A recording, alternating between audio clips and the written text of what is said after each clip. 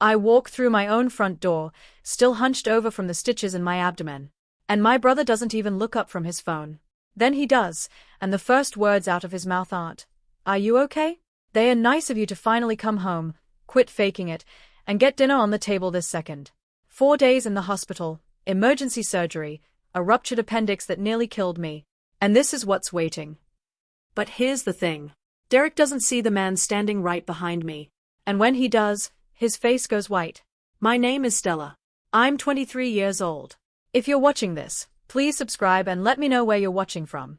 To understand how I ended up here, I need to take you back to the day my mom called and asked me to help my family just for a little while. I'm 19, just signed a lease on a 1-bedroom apartment 10 minutes from campus. Nothing fancy. Thin walls, a radiator that clings at night, a kitchen barely big enough for one person. But it's mine. I pay for it with 2 part-time jobs, and what's left of my student loans. Then my mom calls. Derek lost his job again. She says her voice does that thing half sigh, half accusation, like it's already my problem. He just needs a place for a few months. You have that apartment now. My brother is 23 at the time. 4 years older than me. He got fired from a warehouse gig for showing up late too many times. Mom says it's bad luck. I say it's a pattern, but I don't say that to her. He'll pay half the rent. She promises. I raised you 2 alone after the divorce. You know that, Stella. When I ask for something, it's because I have no one else to ask. So, I say yes. Because that's what you do. When the woman who worked 3 jobs to keep the lights on asks you for something, you say yes. You don't calculate. You don't negotiate. You just open the door. Derek moves in on a Sunday, drops 2 garbage bags of clothes on my couch and says, "This will work." First month, he gives me $200. I cover the rest. Second month. Third month, nothing. When I ask, he shrugs. I'm between things. I'll catch up. I call Mom. He said he's been paying you directly. I tell her that you'd forward it to me. She pauses. Just a beat too long. He's going through a rough patch, sweetheart. Don't push him. The money never comes. Not that month, not the next, but the arrangement that stays. 6 months pass. Derek is still on my couch. Except it's not really my couch anymore. His gaming console sits where my textbooks used to be. His sneakers line the hallway. His friends come over on weeknights and drink beer until 2 o'clock in the morning while I'm trying to sleep before a 7 a.m. shift. I graduate, get accepted into an internship at a logistics company outside of town. The pay is low, barely above minimum, but it's a foot in the door. I need sleep. I need quiet. I need the kitchen counter clear so I can meal prep for the week. Instead, I come home to dishes piled in the sink, takeout boxes on the stove, and Derek stretched across the couch watching something loud. "Hey," he says without looking up. "What's for dinner?" It starts like that, casual, like a joke. But jokes stop being funny when they happen every single night. I cook because it's easier to make 2 plates. Then it becomes expected, then it becomes required. If I don't cook, Derek calls Mom. Mom calls me. He says, "You're making things difficult." She says, "Just make him a plate, Stella. It's not that hard." I start to feel like a guest in my own apartment. My name is on the lease. My money pays every bill. My groceries fill the fridge. But the space, the air, the noise, the rhythm of the place belongs to Derek. One night, I open the mail. 3 overdue bills. Internet, electric, water, all in my name. Derek was supposed to handle those months ago. He told me he did. He lied. I sit at the kitchen table, hold the stack of envelopes, and wonder how a few months became my entire life. I confront Mom on a Tuesday evening. "You told me Derek was paying you $400 a month, I say, for family expenses. You said you'd send it my way." Silence. "Then your brother is struggling, Stella." "That's not what I asked. Is he paying you or not?" More silence. I already know the answer. I call Derek next. "Mom says you're paying her rent money. Are you?" He laughs. Actually laughs. "She told you that?" "Nah. She said I could stay for free. Said you were cool with it. So there it is." Mom told Derek I agreed to let him live rent-free. She told me Derek was paying her. Neither version was true. The only constant was me writing checks, buying groceries, scrubbing pans, saying nothing. But here's the part that burns. I also send Mom $300 a month. A family fund, she calls it. Started when I got my first real paycheck. Just a little something to help your mother out. I never questioned where it went because questioning felt like betrayal. I try to bring it up carefully. Mom, what exactly do you use the 300 for? She cries. Right on cue. After everything I sacrificed, working double shifts, skipping meals so you two could eat, this is how you repay me. And just like that, the conversation is over. Because how do you argue with someone who reminds you she starved so you wouldn't? How do you hold a boundary when the other person holds your guilt? You don't. At least I didn't. Not then. I hang up. I send the 300. I cook Derek's dinner and I push the anger so deep it doesn't have a name anymore. Just a weight I carry everywhere. Fast forward 4 years since Derek moved in. I'm 23 now, working full-time as an intern at Belmar Logistics. My supervisor is a man named Adrian Hull, operations director, mid-30s, sharp, quiet, the kind of person who notices things without announcing it. I'm good at my job, better than good, but I'm running on fumes. I've lost weight I didn't need to lose. My sleep is broken. I get headaches that start behind my eyes and don't leave for days. And for 2 weeks now, a dull ache has been sitting low in my abdomen. It comes and goes. I ignore it because who's going to cook for Derek if I'm out sick? Who's going to pay the electric bill? Who's going to hold everything together? My best friend Sarah, she's a nurse at County General, catches me wincing at lunch. Stell, you need to get that checked. It's just stress. You've been saying that for 2 weeks. Let me drive you to the ER. I'm fine. She gives me a look that says she doesn't believe me, but won't push.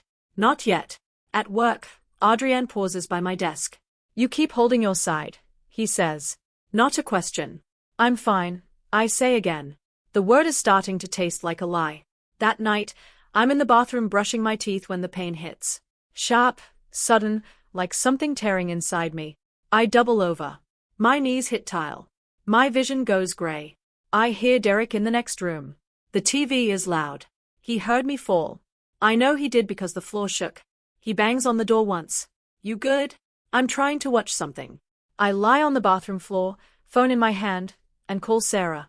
Sarah calls 911 before I finish my second sentence. The paramedics arrive in 14 minutes. Derek opens the front door in sweatpants and a stained t-shirt.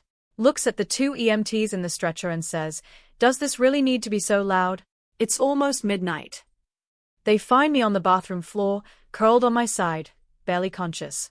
One of them says something about my pulse being too fast. They load me onto the stretcher. I see the ceiling of my apartment slide past. Water stain near the kitchen. The light fixture I replaced myself last winter. Derek watches from the couch. Doesn't stand up. Doesn't grab my hand. Doesn't ask where they are taking me. At the hospital, the surgeon tells Sarah what she already suspected. Ruptured appendix, peritonitis setting in. Another few hours and we'd be looking at sepsis. I go into surgery at 1:30 in the morning. When I wake up, Sarah is in the chair beside me, still in her scrubs from her own shift that ended hours ago. Derek, I whisper. She shakes her head. He hasn't called. Over the next 4 days, I lie in a hospital bed with a drain in my side and 4 in my arm. Sarah visits every day. My co-workers send a card. Adrian emails me personally. Don't think about work. Your position is safe. Heal first. My mother calls once. Sarah answers because I'm asleep. How is she? Sarah asks, hopeful. But Mom doesn't ask about the surgery. Doesn't ask about the diagnosis. Instead, she says, tell Stella to call Derek. He hasn't had a proper meal in 2 days. Sarah hangs up without responding. When she tells me later, she doesn't editorialize. She just holds my hand. She doesn't have to say anything. We both know what it means. Day 3. I'm sitting up now, which counts as progress. The drain is out. The 4 stays. My abdomen feels like someone rearranged my organs and forgot to put everything back. Sarah brings my laptop so I can check a few emails. Not because the company needs me, but because staring at the ceiling is starting to feel like drowning. There's a message from Adrian. Team's handling everything. Focus on recovery. No rush. Short, professional, kind without being soft. That's him. Sarah sits on the edge of the bed. She's been uncharacteristically quiet all morning. I know that look. She's deciding whether to say something. Just say it, I tell her. She folds her hands, exhales. Stell, Derek hasn't texted you once. Not one message. Your mom hasn't come. You almost died in your bathroom, and the only people here are me and a card from your co-workers. I stare at the window. There's a tree outside with new leaves. I focus on that instead of the pressure building behind my sternum. I know, I say. You could have died, she says. Quieter now. And they're worried about dinner. The silence between us stretches thin. Not uncomfortable, just heavy, like something is settling into place. Can you do me a favor? I say. Anything. Go to my apartment. Top drawer of my desk, there's a folder, the one with the blue tab. My lease agreement. Bring it. Sarah blinks. She doesn't ask why. She just picks up her keys and says, I'll be back in an hour. After she leaves, I lie back down and look at the ceiling again. But this time, I'm not drowning. I'm planning 30 days. That's what the law says. 30 days notice for an unauthorized occupant. I close my eyes and start counting. Day 4. The doctor signs my discharge papers at 10 in the morning. He's serious when he tells me the rules.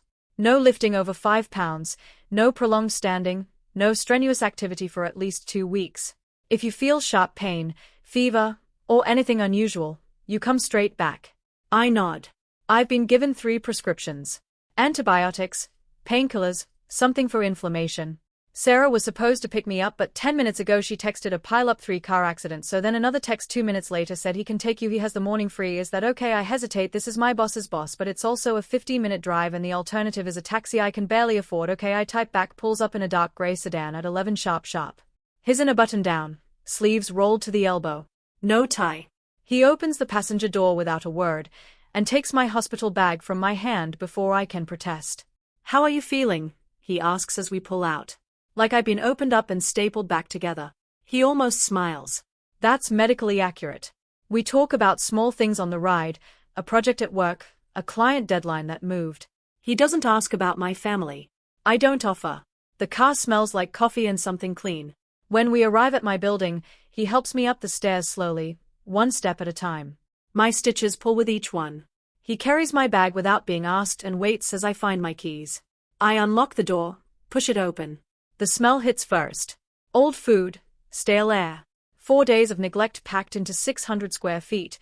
And there on the couch, Derek. Derek is sprawled across the cushions. Phone in one hand, remote in the other. The TV is blaring a game show. There are beer cans on the coffee table. 3, no, 4 of them. A pizza box on the floor, lid open, one dried out slice left. He hears the door and turns his head, sees me hunched, hand pressed against my side, still in the wrinkled clothes Sarah brought to the hospital. Nice of you to finally come home, he says. Flat, bored, like I've been at the grocery store. Quit faking it and get dinner on the table this second. I stand in the doorway. I don't cry. I don't gasp. I just look at him. Then Derek's eyes shift past my shoulder. His jaw loosens. Adrian steps into the frame of the doorway behind me. 61 button down, the kind of posture that belongs in a boardroom. He's holding my hospital bag in one hand. The discharge paperwork is visible, poking out the top, the hospital logo bright against the white paper. The apartment goes quiet except for the TV. Derek's mouth opens, closes, opens again. Who's this? I don't answer him. I don't introduce Adrian. I don't explain. Instead, I walk past Derek slowly because fast isn't an option, and into the kitchen. I look at the sink. Plates crusted with food. A pot with something blackened inside. A glass with a dried ring of milk. 4 days. He couldn't wash a single plate. I turn back to the living room. Derek is still staring at Adrian. Adrian is still standing in the doorway, expression unreadable, watching everything. 4 days, I say.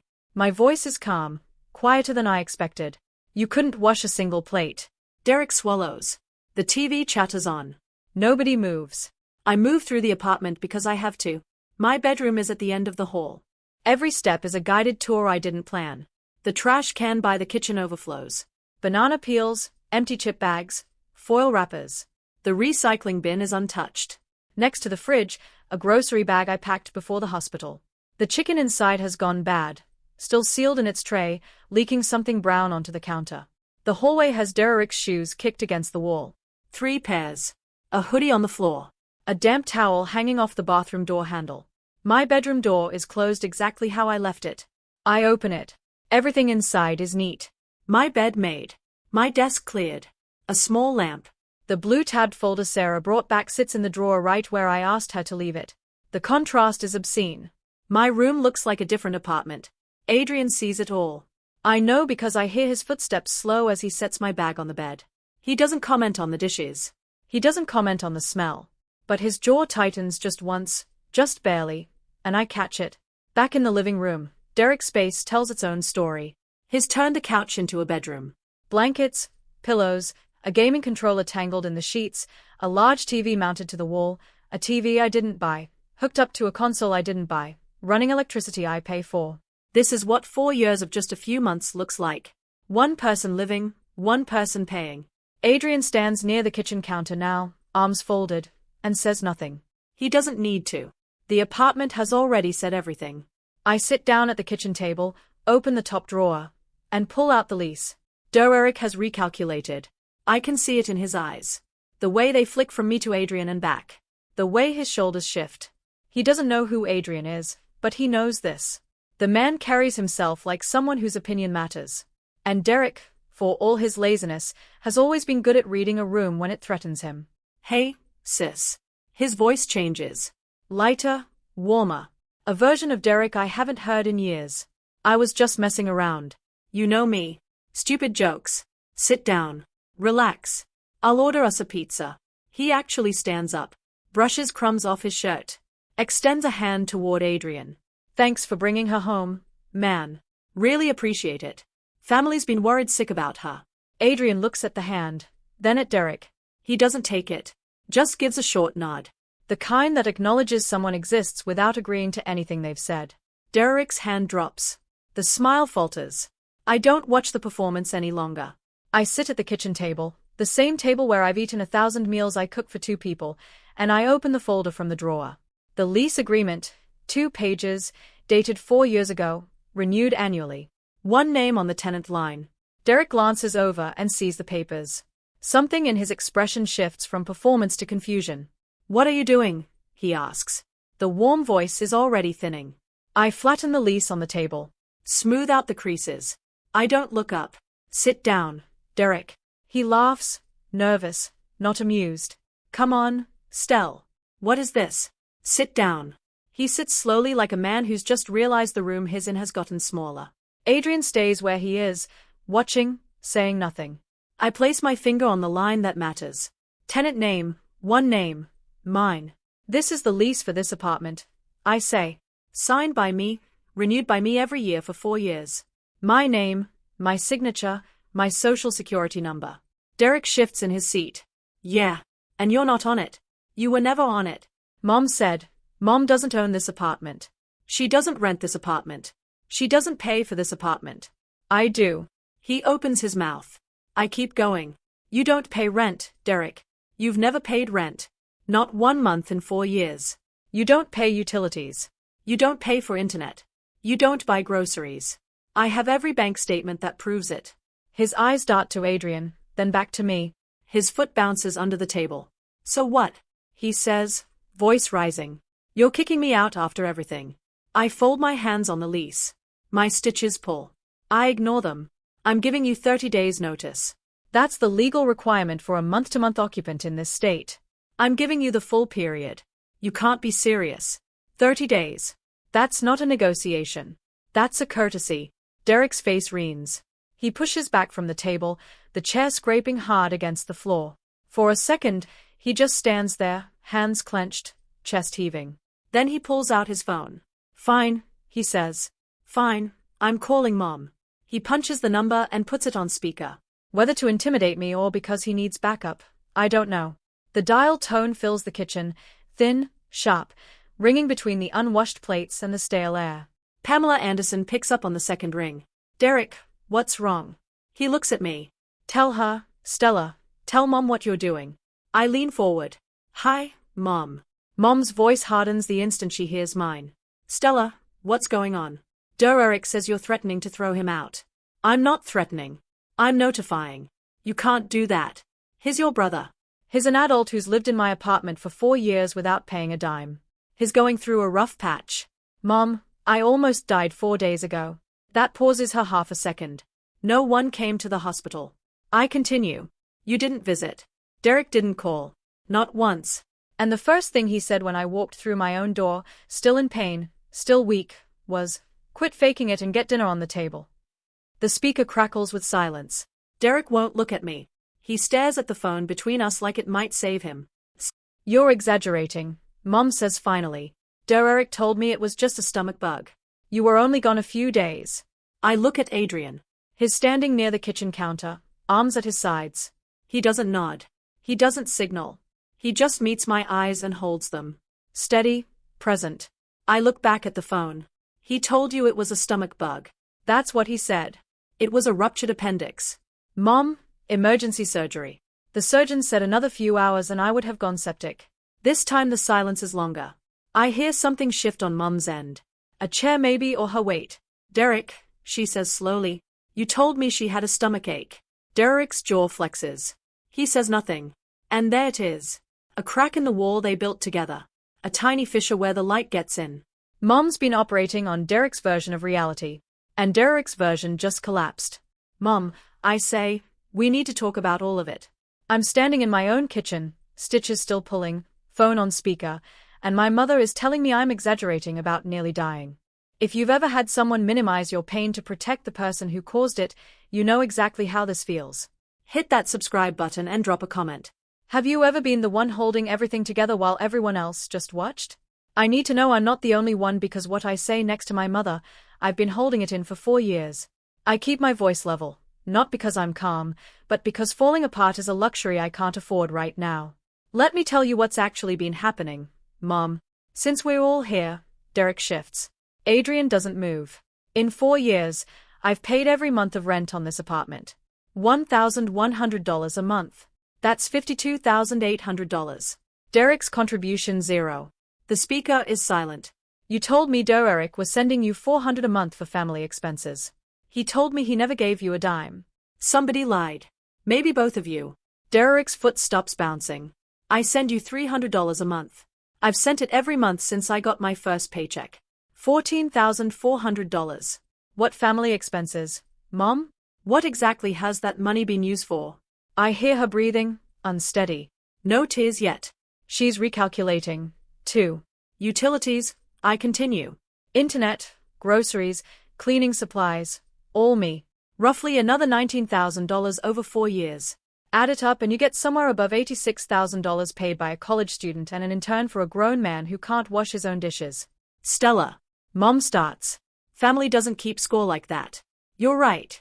I look at her name on my phone screen. A family doesn't do this to each other at all. The words land. Even Derek flinches. Mom switches tactics. Her voice gets sharp. You're saying all this in front of a stranger? You want to embarrass your family? I'm not embarrassing this family, Mom. I pause. I'm describing it. Through the speaker, I hear her breath catch. And for the first time in 4 years, Pamela Anderson doesn't have a comeback ready. The silence stretches out like a held breath. Derek stares at the table. Adrienne stands still. The kitchen smells like rot and reckoning. Mom's voice cracks through the speaker, sharp, territorial. Who's there? Who's listening to my family's business? Derek mutters. Some guy. He drove her home. What guy? Stella, who was in that room with you? I don't answer. Adrian does. He steps forward, just one step, enough to close the distance between the counter and the table, and speaks clearly enough for the phone to pick him up. My name is Adrienne Hull. I drove Stella home from the hospital today because nobody in her family came to pick her up. I've been here about 15 minutes, and what I've seen and heard is deeply concerning. Dead silence. Even the TV seems quieter. Mom's voice drops. This is a private family matter, sir. I understand that. He doesn't argue, doesn't elaborate, just lets the sentence sit. Derek stands up, chest puffed. Look, man. This is family business. You don't get a say here. Adrian doesn't respond to Derek. Doesn't even look at him. Instead, he turns to me. His voice is steady, without a trace of drama. Stella, do you want me to stay? One question, no pressure, no agenda. Yes, I say. Please. Derek throws his hands up. Great. Perfect. Bring the whole neighborhood in. I ignore him. Through the phone, I hear Mom's breathing. Heavy, rapid, the sound of someone losing control of a conversation she expected to dominate. Then Adrienne says one more thing just to me. Quiet, but clear enough that the phone picks it up, too. What he said to you when you walked in, that's not normal. You know that, right? I've known it for 4 years. But hearing someone else say it out loud, someone with no stake, no history, no guilt, is like a window opening in a room I forgot had walls. Mom says very quietly, I'm coming over there. Something snaps in. Derek, I see it happened the exact moment the performance runs out of fuel and all that's left is the real thing underneath. You know what? He's pacing now, pointing at me. You want to play this game? Fine. But if you kick me out, I'll trash this place. I swear, Stella, I'll break every dish in that cabinet. The words hang in the air. Not a bluff, a threat spoken clearly in front of a witness. That would be destruction of my property. I say with a witness standing right there. Derek's eyes go to Adrian. Adrian has his phone in his hand, not pointed at Derek. Not recording. His dialing calmly the way someone calls to check a reservation. What? What are you doing? Derek says calling the non-emergency police line, Adrienne says. Just as a precaution. No one's in danger. Derek's bravado collapses like wet cardboard. You're calling the cops on me? She's calling the cops on her own brother. She didn't call anyone, Adrienne says, still holding the phone. You just threatened to destroy her apartment in front of me. Derek's mouth works. Nothing comes out then. And I don't expect this. His eyes fill, not with remorse, with fear. Raw, uncomplicated fear. Where am I supposed to go? His voice cracks. Not a performance this time. I don't have anywhere. For a moment, something in my chest tightens. This is still my brother, the kid who built blanket forts with me. The teenager who walked me to the bus stop in 7th grade. But the man standing in front of me hasn't been that person in a very long time. That's not my problem to solve anymore, Derek. He stares at me, then at the floor, then he sits back down and says nothing. The apartment is very, very quiet. The lock clicks 20 minutes later. Sarah steps through the door in her hospital scrubs.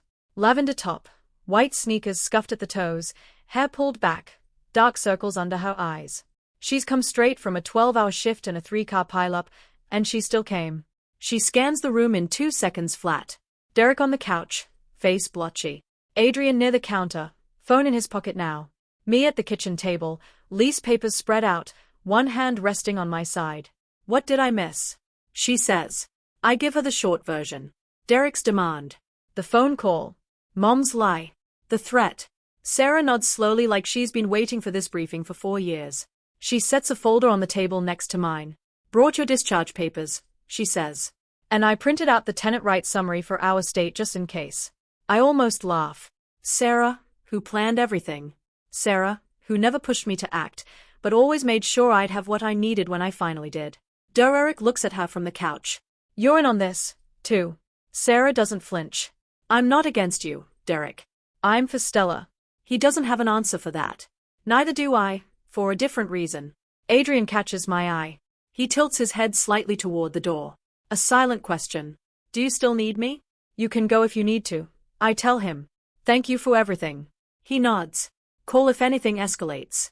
He means it. Not as a gesture, but as a fact. Then he walks out and closes the door behind him quietly. 3 down to 2. Me and Sarah on one side of the kitchen table, Derek alone on the other, and Mom 40 minutes away driving toward us at a speed I can only imagine. She arrives in 43 minutes. I know because I watched the clock on the microwave the entire time. The knock is sharp. 3 raps, no pause. Sarah opens the door. Mom steps in wearing a coat thrown over pajamas. Slippers. She drove here in slippers. Her eyes sweep the room. Sarah in scrubs. Me at the table. The lease papers. The bank statements I've pulled from my desk drawer in the time since she called. Then she lands on the apartment itself. The dishes, the trash, the stale air. My daughter, she says, and her voice is already performing, is being manipulated by outsiders against her own family. Sarah folds her arms but says nothing. No one manipulated me, Mom, I say from the table. I decided. She ignores that. Points at the living room, the overflowing trash, the beer cans, Derek's blanket fort on the couch. So, he's a little messy. That's what brothers are. You're overreacting. Mrs. Anderson, Sarah says, steady and quiet. The dishes in that sink are from 4 days ago. Stella was in the hospital having emergency surgery. Mom blinks, recalibrates, tries a new angle. You want to destroy this family over some dirty plates? This isn't about dishes, Mom.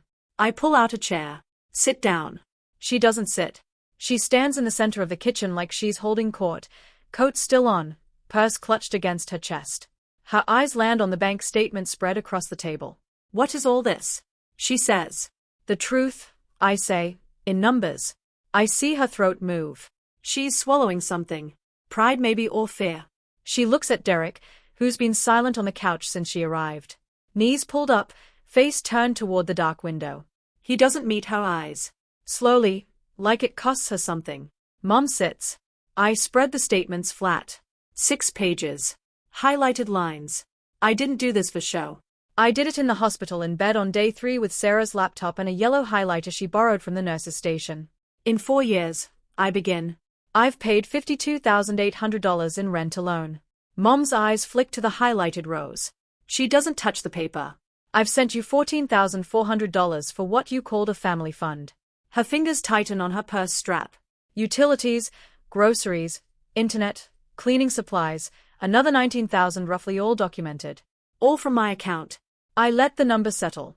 Total over $86,000 from a student and an intern while Derek paid nothing. Mom's voice is smaller now. Family doesn't do accounting. Stella, you're right. I say a family doesn't do this to each other at all.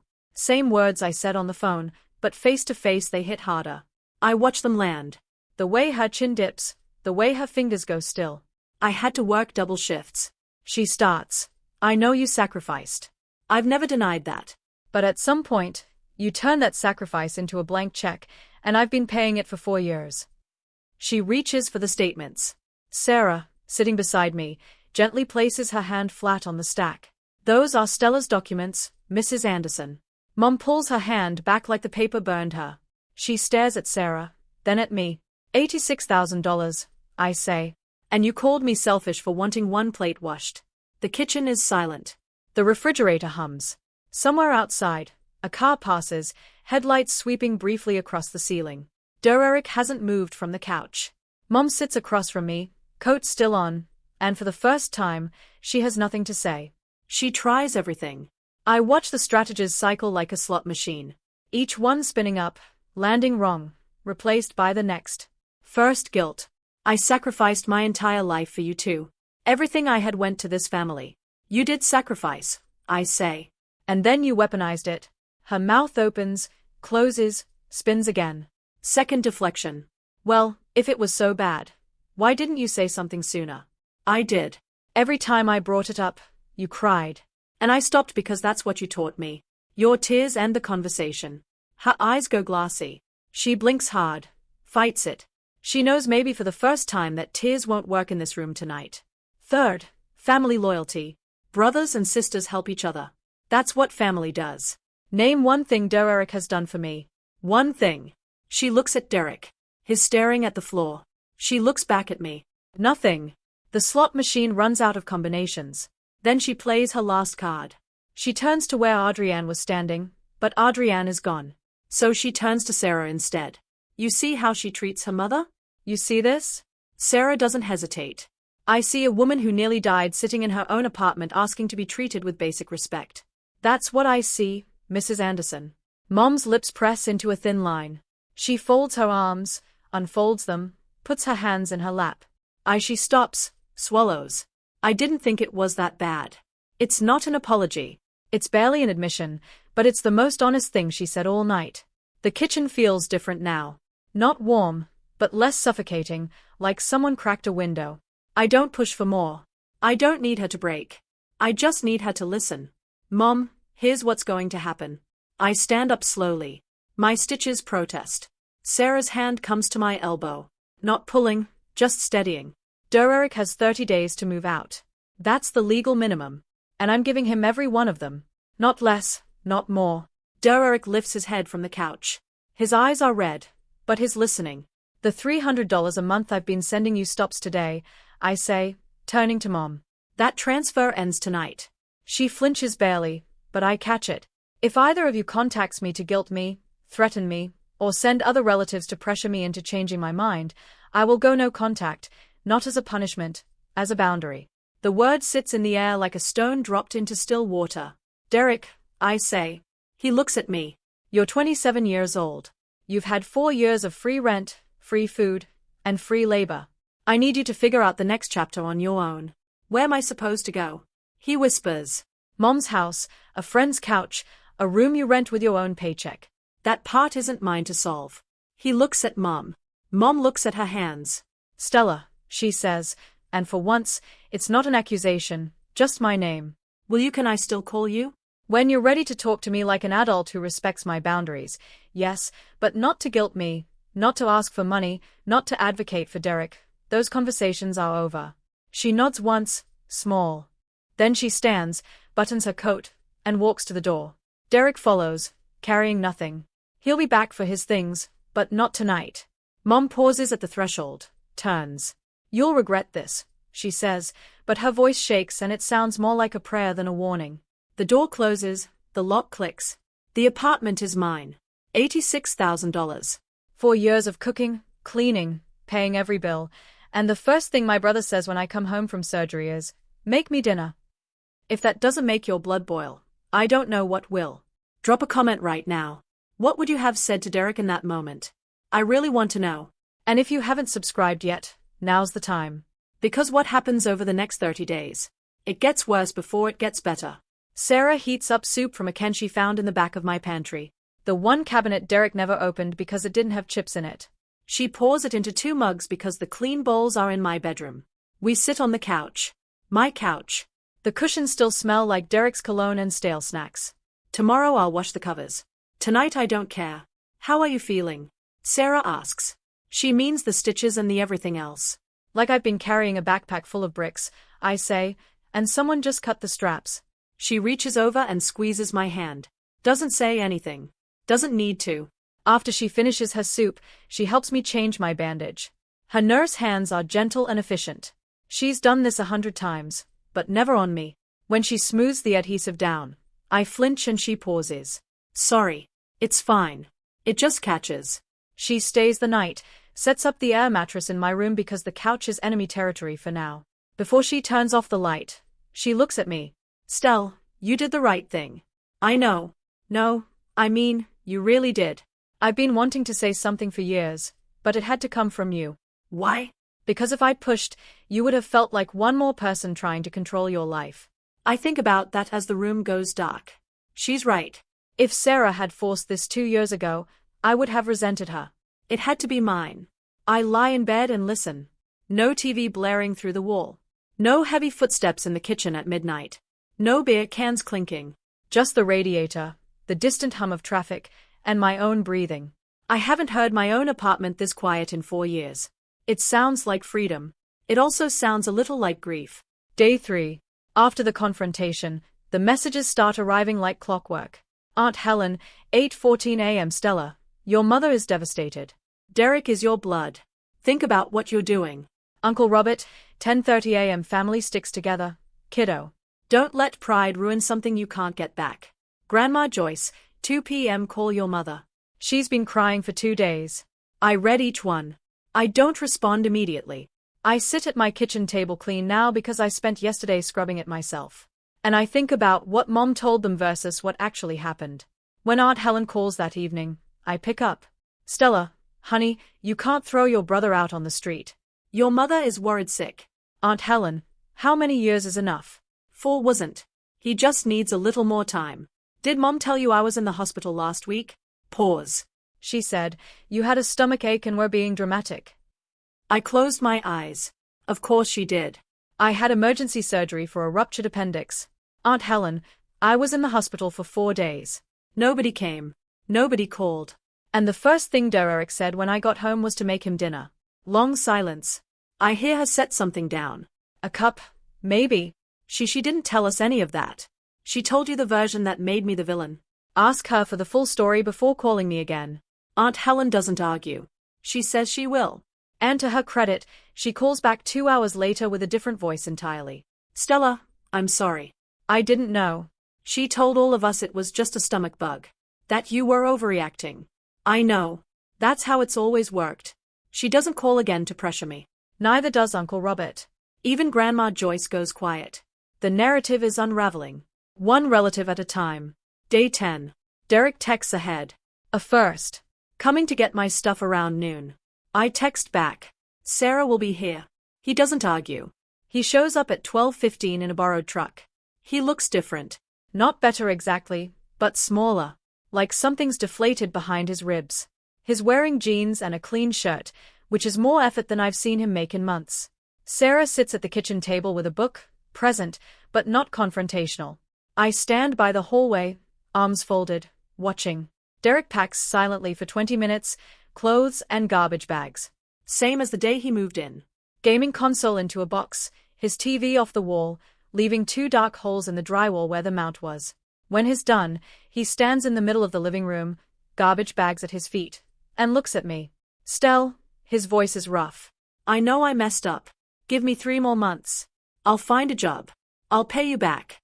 You've had 4 years, Derek. I know that. But what?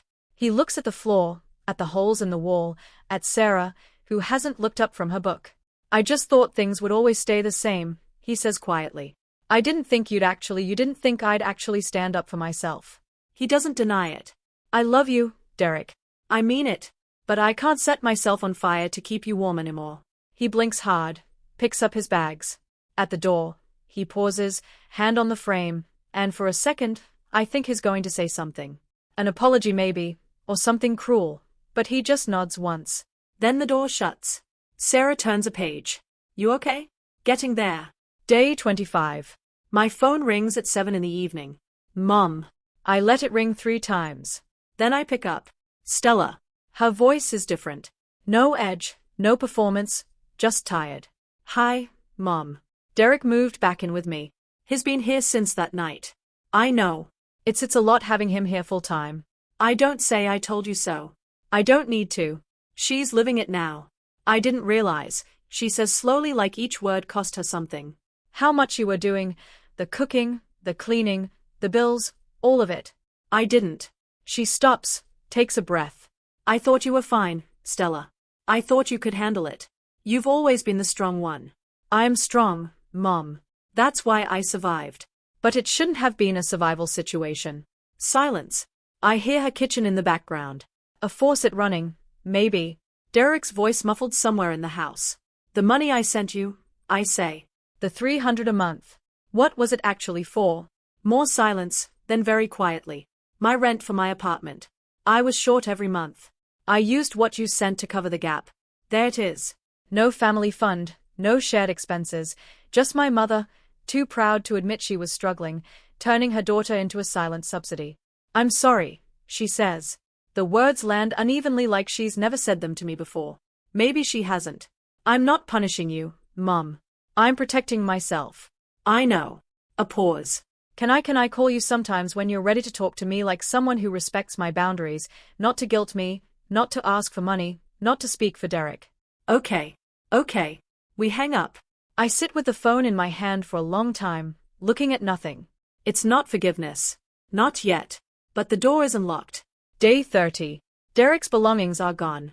Every last garbage bag, every cord, every stray sock behind the couch. The wall has 2 holes where his TV was, and there's a faded rectangle on the carpet where his shoes used to pile up. Evidence of occupation, nothing more. Sarah comes over with a spackle kit and a 6-pack of sparkling water. We fix the holes. We mop the floors. We scrub the kitchen. Not the way I used to, fast and resentful at midnight, but slowly with music playing from my phone.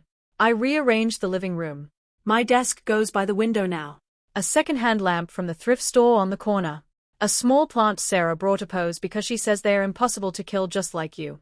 I set up AutoPay for the bills, something I never did before because managing everything manually felt like the only control I had. Now I let go of it. The rent comes out on the 1st, electric on the 15th, groceries budgeted weekly. The $300 I used to send Mom stays in my account. It's the first surplus I've had in 4 years. I don't celebrate. I just look at the number and feel something I haven't felt since I was 19. Breathing room. That night, I cook dinner. Pasta with garlic and olive oil. Nothing complicated. I eat it at the kitchen table alone on a plate. I wash myself in an apartment that smells like lemon cleaner instead of neglect. It's quiet, not the silence of loneliness, the silence of ownership. My phone buzzes. A text from Sarah. How's the first night as a free woman? I look around my apartment. My apartment. My clean, quiet, mine apartment. It feels like home. I type back. First time in 4 years. I go back to work on a Monday. 2 weeks of medical leave, every day accounted for, every email answered on time for my hospital bed, and then my newly quiet apartment. Nobody at the office knows what happened. Adrienne hasn't said a word. When I pass him in the hallway, he gives me the same professional nod he gives everyone. No special treatment, no loaded glances. I appreciate that more than he knows. In my first week back, I close 2 overdue client reconciliations and draft a proposal for streamlining the intake process. I sleep 7 hours a night now. I eat breakfast. My hands don't shake when the phone rings. At the end of the second week, Adrienne emails me. Meeting at 3, my office. Bring your portfolio. I sit across from his desk at 3 o'clock, folder in my lap, expecting a performance review. Your internship contract ends in 6 weeks, he says. I know. He slides a paper across the desk. A full-time offer. Operations coordinator, benefits, salary, start date the Monday after my internship ends. This isn't charity, he says before I can speak. Your output has been consistently above your cohort since month 2. I flagged you for this position before your leave. I read the offer. The salary is modest but real. Enough to live on with room to save, health insurance, paid time off, things I've never had. Thank you, I say.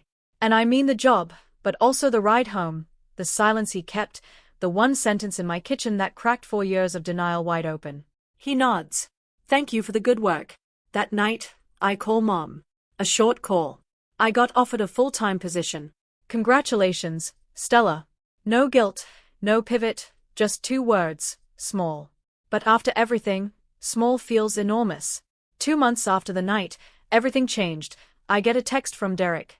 It's short, no preamble, no performance. Got a job, warehouse, part-time, but they said full-time is possible if I show up. I read it twice. Show up. That's the bar now. And for the first time in a very long time, he's clearing it. I hear from Mom in pieces, not because she calls often, but because Aunt Helen checks in now, gently, carefully, the way someone tends a garden they neglected. Through her, I learned that Derek is sleeping in his old bedroom at Mom's place. He helps with the trash on Wednesdays. He washes his own plates. I also learned that Mom is tired, not the performative exhaustion she used to deploy on the phone. The real kind, the kind that comes from living with the consequences of your own choices. She's doing Derek's laundry, cooking his meals, listening to his complaints about the warehouse. All the things I used to do, now hers again. I don't feel satisfaction about that, but I don't feel guilt either. That's new. Derek's text sits in my messages for 2 days before I respond. Not because I'm punishing him, because I'm figuring out what to say. I settle on, that's good, Derek. I hope it works out. No exclamation point, no heart emoji, no I'm proud of you because that would be taking ownership of his progress and I've spent too long carrying things that aren't mine. He doesn't text back. That's fine. I think about the brother who built blanket forts, the kid who chased the ice cream truck so I wouldn't miss it. I wonder if that person is still in there underneath the entitlement and the fear. I hope so. But finding him isn't my job anymore. It's his. Saturday morning, Sarah and I sit in a coffee shop 3 blocks from my apartment, a place I've walked past 100 times, but never entered because I was always rushing home to cook or clean or pay something. She orders a lavender latte. I get black coffee. She raises an eyebrow. I'm trying new things, I say. She laughs. Stell, black coffee is the opposite of trying new things. New for me? I always made what Derek wanted. She sets her cup down, folds her hands. I know this posture. It means she's about to say something she's been sitting on. You know, I almost said something to you 100 times. I know. Sophomore year when he ate the groceries you just bought and you cried in my car. Junior year when your mom called you selfish on speakerphone. Last Christmas when you left your own apartment to sleep at my place because Derek had friends over and they wouldn't leave. I remember all of it. So, why didn't I push harder? I look at her. Because it had to be my decision. She nods slowly. If I'd pushed, you would have felt like one more person trying to run your life. And I didn't want to be that. You weren't. What was I then? I think about the discharge papers, the tenant rights printout, the air mattress in my room, the soup in a mug. 4 years of showing up without forcing my hand. You were the person who held the door open, I say while I figured out how to walk through it myself. Her eyes get bright. She blinks hard, takes a sip of her latte to cover it. That's the nicest thing you've ever said to me. Don't get used to it. We both laugh. And for the first time in as long as I can remember, the laughter doesn't feel like a break from something. It feels like the main thing. 3 months since the night I stood in my kitchen with stitches in my side and a lease in my hand. I'm an operations coordinator now. I have business cards with my name on them. I've led 2 project meetings and 1 client presentation. My supervisor, a woman named Janet, because Adrian shifted to a different division, told me last week that I'm the most organized hire they've had in years. I didn't tell her it's because I spent 4 years running a household on no budget and no sleep. Some skills transfer. My apartment looks different now. There's a rug in the living room. A deep green thing I found at a weekend market. A bookshelf I assembled myself filled with novels I'm finally reading. A candle on the kitchen counter that smells like cedar and orange. I cook when I want to. Sometimes that's a full meal. Sometimes it's cereal at 9 p.m. The point is, it's my choice. Nobody bangs on a table. Nobody calls to complain. Nobody acts like my existence is an inconvenience unless it's producing food. Mom and I talk every 2 weeks. The calls are short, 10 minutes, sometimes 15. She tells me about her garden. I tell her about work. We don't talk about the $86,000. We don't talk about Derek's years on my couch. There's a silent agreement that those subjects exist on the other side of a line. Neither of us is ready to cross. It's not perfect, but it's honest. And honest is a currency this family hasn't traded in before. My scar has faded. A thin white line low on the right side, hidden by most of my clothes. I could forget it's there, but I don't try to. It's a reminder. My body told me the truth before my mind was ready to hear it. The least I can do is listen now. A Thursday evening. I come home from work. Keys in one hand, bag in the other. Already thinking about what's in the fridge. There's a box outside my door. No label, no return address, just a plain cardboard box taped shut, sitting on the welcome mat I bought last month. The first welcome mat this apartment has ever had. I bring it inside, set it on the kitchen table, cut the tape with a butter knife. Inside, wrapped in newspaper, is a set of dishes, 4 plates, 4 bowls. Simple white with a thin blue border. The kind of classic sturdy set you'd find in a farmhouse kitchen. I know instantly who sent them. Not because there's a note. There isn't. But because these dishes look exactly like the ones my grandmother used to serve Sunday dinner on when I was small, before the divorce. Before things got complicated. Before Mom stopped being someone who set a table and became someone who set traps. Mom remembered. Out of everything, the arguments, the silence, the numbers, she remembered the dishes I loved as a kid. I sit at my table and hold one of the plates. It's heavier than it looks. Solid. I don't call her. Not tonight. Instead, I wash each piece by hand. Dry them with a clean towel. Place them in the cabinet. The cabinet that used to hold Derek's protein powder and energy drinks. Then I cook dinner. Chicken with rosemary. A salad with the good olive oil. I eat on one of the new plates at my kitchen table in my quiet apartment. It's not forgiveness. Not yet. Maybe not for a long time. But it's something, a small wordless gesture that says, I see you. I remember what mattered. I eat slowly. I don't wash the plate right away. I just let it sit there on the table looking like it belongs because it does. I run into Adrian at a quarterly all-hands meeting. Different division now, but same building. He's in a suit, charcoal, no tie, presenting logistics projections for the Southeast region. Confident, measured. The same man who stood in my kitchen and said 4 words that rewired my brain. After the meeting, we end up at the same coffee station in the break room. He pours a cup. I pour a cup.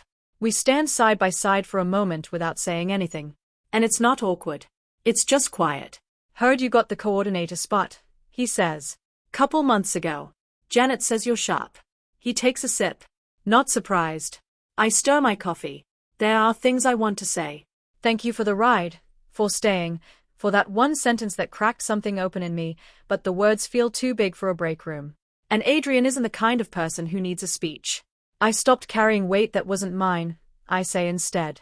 He looks at me, nods once. That's the hardest thing to put down. He doesn't ask about Derek, doesn't ask about Mom, doesn't reference the apartment or the dishes or the phone on speaker. That night exists between us as a shared fact. Not a bond, not a debt, just something we both saw. Good work on the intake proposal, by the way, he says as he turns to leave. Thanks. Keep going. 2 words. He means the job. He means everything else, too. I stand in the break room after he leaves, holding my coffee, looking out the window at the parking lot.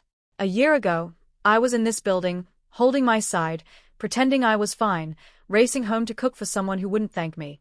Now, I'm standing here because I earned it, not because someone let me. The coffee tastes better than it should. It's a Tuesday evening. The apartment is quiet.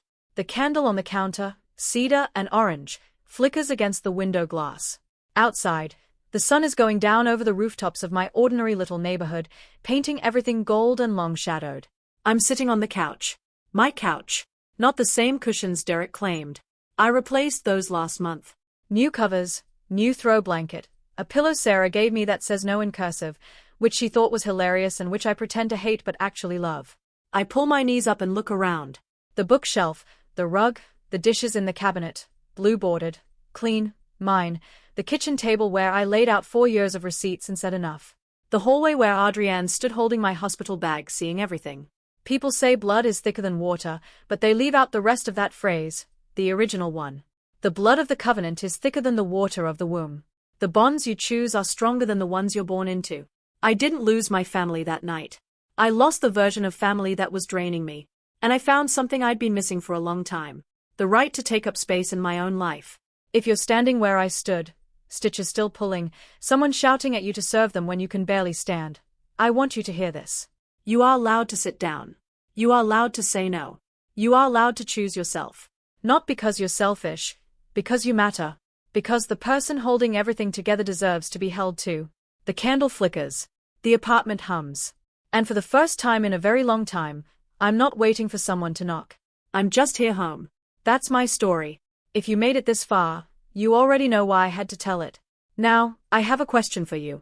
If you could go back and set one boundary you were too afraid to set, what would it be? Drop it in the comments. I read every single one. And if this story reminded you of someone who needs to hear it, share it with them. Sometimes one story is all it takes. Check the description for more stories like this one. If you haven't subscribed yet, what are you waiting for?